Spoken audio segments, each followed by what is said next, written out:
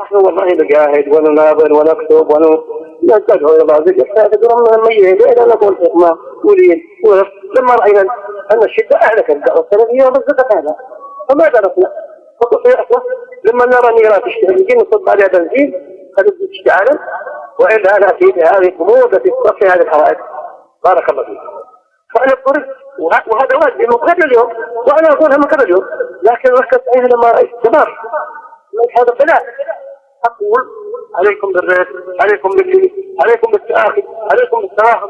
الآن يعني هذه الشدة توجهت إلى أهل السنة أنفسهم، تركوا أهل البدع، اتجهوا إلى أهل السنة في هذه الشدة المهلكة وتخللها ظلم وأحكام باطلة ظالمة.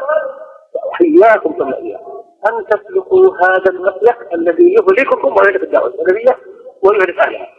ادعوا إلى الله بكل ما تستطيع بالحجة والبرهان في كل مكان. قال الله قال رسول الله، وتستعين بعد ذلك بعد الله بكلام أئمة الهدى الذين يسلم بإمامتهم ومنزلتهم في الإسلام أهل السنة وأهل البدع.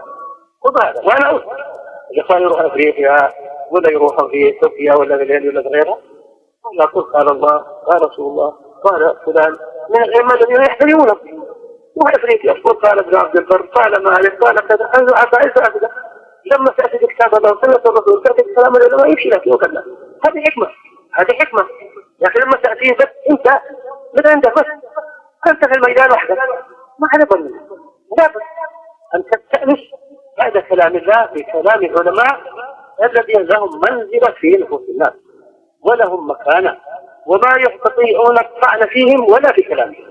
وقال البخاري يحترمونه، الصوفية في كل مكان يحترمون البخاري، يحترمون مسلم، يحترمون هذين الكتابين والإمامين، ويحترمون أحمد بن حنبل، ويحترمون الأوزاعي والسفيان الثوري وإلى فيه روابط بيننا وبينهم، يعني أماكن التقاء بخلاف الرابط فيه أماكن التقاء بيننا وبينهم فلننفذ إليهم من هذه المنافذ. هذا من الحكمة يا أخوان، هذا من الحكمة. ما تجي كلهم والله بتقول إمام لكن ما تقول مثل إله المذهب ما يبغى. بارك الله قل بكلمة أصحاب السلفيين الذين يحترمونه، لكن ما تقول قالوا بكلمة قالوا بعد ظهر مثلا ينفرون كل يصير لهم. جد لهم الأئمة الذين يكبرونهم ويحترمونهم لأن سادتهم وشيوخهم شوهوا ابن تيمية وشوهوا ابن عبد الوهاب وشوهوا علماء الدعوة أئمة الدعوة. فلا تأتي من هذا الباب، ليس من الباب.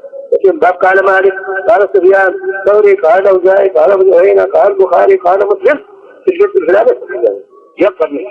إذا قبلوا منك احترموا بتيمية وعرفوا أنه الحق، واحترموا عبد الوهاب وعرفوا أنه الحق. بارك الله فيكم.